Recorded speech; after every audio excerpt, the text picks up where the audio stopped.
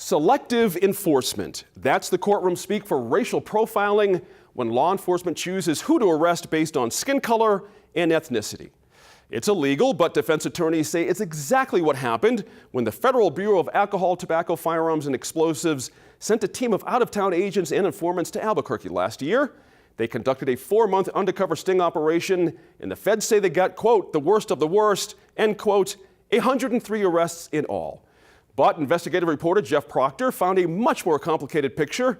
Agents swept up a highly disproportionate number of African Americans, using questionable tactics to pick their targets.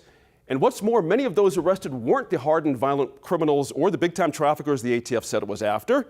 Instead, they got many street-level drug addicts. Some had no felony records. Some were homeless or living in their cars. Up next, Jeff sits down with a federal public defender whose client was ensnared in the sting to dig a little deeper into those tactics and the legal questions they raise. Brian Pori, thanks so much for joining us tonight. I really appreciate you coming down.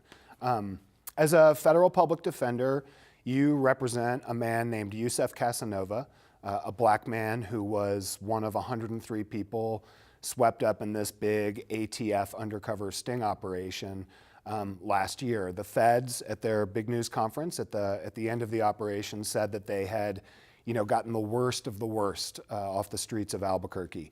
Tell me a little bit about Yusef, and does he match that description? Well, if you look at Yusef's criminal record, it might be easy to make that conclusion, but if you look at Yusef's whole life, not at all. I mean, Yusef was born in Massachusetts and was raised in the Massachusetts child welfare system and over 30 different foster family placements before the age of 18. And some of those placements involved the worst kind of foster care you can imagine, and the horror stories we've all heard about, including a person who would kick him and make him call the foster father master. And there was one time he was beaten so badly he came to, and life in the foster home just continued apace. And so by the time he was 18 years old, you had an individual who didn't have a lot of opportunity, who struggled with a mental health disorder, and who ultimately turned to narcotics to solve all of his ills and his difficulties in life. So we have an individual who, when you look at his criminal record, he has been convicted of different kinds of felonies, but when you look at his life history, you have a social and a personal dysfunction. By the time he came in contact with ATF agents in 2016, he was a daily user of methamphetamine, and he was living in his car, and the most important thing for him was to get the next $20 bag of dope. And that's very different than someone who traffics 20 pounds of dope, who moves it from Mexico through Albuquerque and on to points east. Yusef is not that kind of person at all. So there were a number of factors that anybody who pays attention to criminal justice and addiction issues that sort of led to this day in 2016 in which he sold a gun for $100 to an undercover agent and then brokered a deal for about an ounce of methamphetamine also to that agent. That transaction was captured on video. What in that video was shocking or striking once you had a chance to dig into this case? Well, what's particularly disappointing from Yusef's perspective is an undercover confidential informant for the ATF approached him and says, "Do you know where I can get some dope?" And Yusef's like, "I don't sell dope, but I know someone who does." And for that informant and for the ATF, that was enough. Oh, that's good enough. So Yusef did not traffic in narcotics, but he knew someone who did. And he called his friend, and his friend came to sell dope. Yusef is black, his friend is white. The white friend, the source of supplies, we say in the business, handed Yusef the drugs. Yusef handed them to the undercover confidential informant. Yusef received the money and handed it to the source of supply, John, a white guy. John drove away with the money and was never seen from again. And Yusef is now in prison facing 10 years or more because of his involvement in this. And the idea that someone tells an informant, "I'm not a drug dealer," and yet the ATF's like, "That's okay. We'll just, as long as we get some dope in our hand and someone to prosecute, that'll be fine." That's troubling enough. But when a white person brings the drugs and drives away with the money and never gets arrested, and the black guy is arrested, the optics and the fundamental unfairness of that is just too troubling to ignore.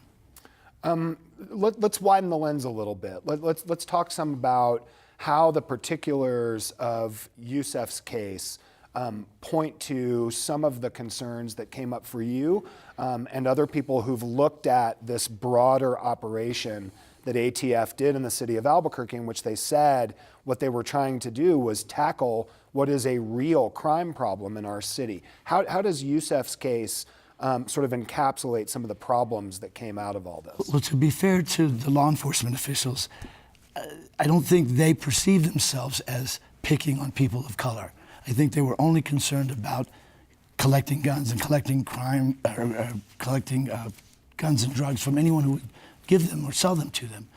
But from Yusef's perspective, what was so troubling about this case is Yusef is one of 27 defendants arrested in this sting operation that had over 100 defendants.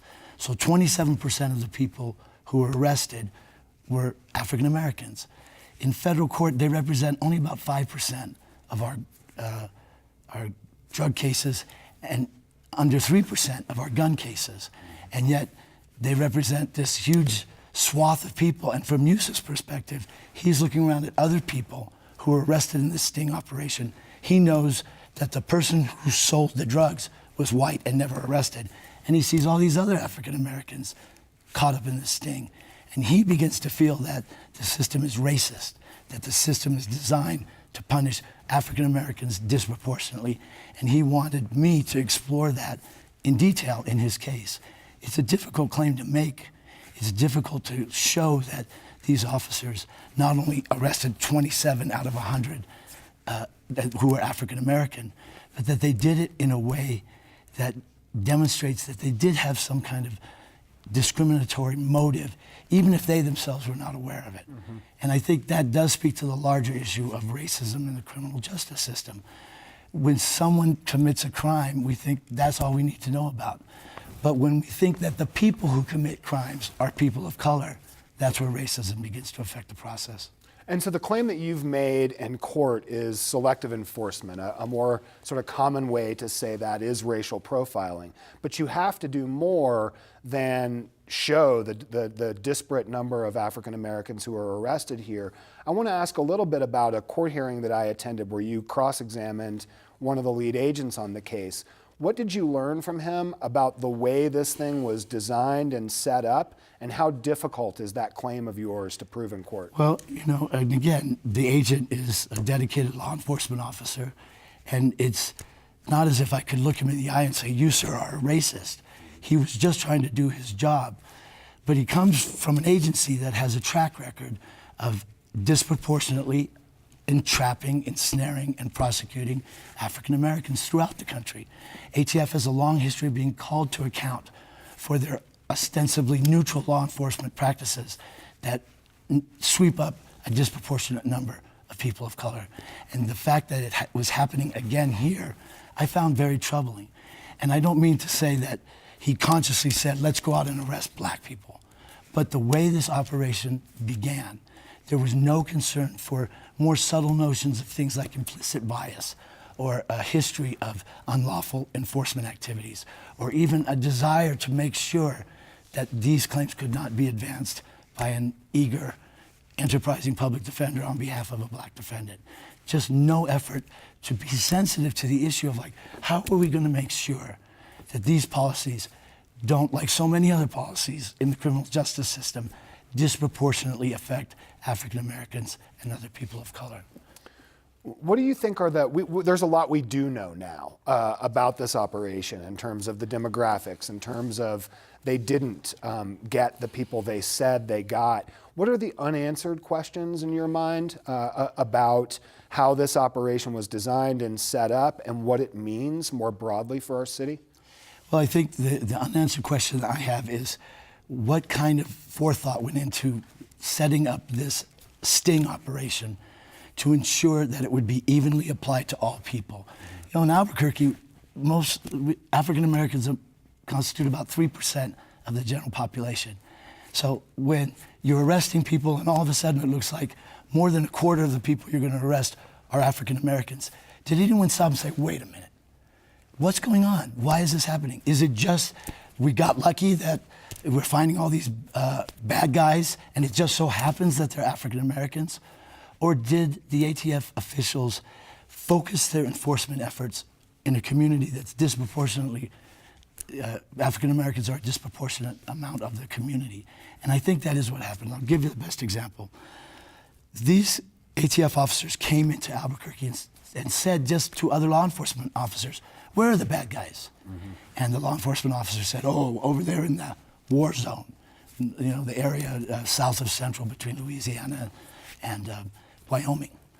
And there's crime all over Albuquerque. There's serious crime all over Albuquerque, but the enforcement efforts in this case did not take place in the Northeast Heights, did not take place in the North or the South Valley, did not take place on the West Side. They took place in the bad neighborhood with the bad guys. And what's happened in America is criminals have been, or people of color have been labeled with a broad brush that they're more likely to be the bad guys. Good guys look like me, bad guys look like not me. And like Yusef. Exactly. And the result is that, of course, you're going to have a system that's racist and that disproportionately affects people of color and poor people and people who are addicted. And it's obvious to a social scientist, to a public defender, to a person on the street, for it not to be obvious to the ATF agents and for them not to make any effort to make sure that it was conducted fairly, I think by itself raises troubling concerns. Let's talk about what's next. You've got an uphill fight in front of you. This selective enforcement claim has been made in other cities around the country. How difficult will it be for you to prove that in court? And what do you hope comes of the awareness that's been raised about how this operation went down? It will be very difficult to prove in federal court because just because a certain number of people have been arrested and that number is disproportionate to their numbers in the population, that's not enough. Mm-hmm. We're going to need to show, probably through expert testimony, that other more subtle forces amounting to a bias or a prejudice were in effect. I'm not so optimistic about our chances to succeed.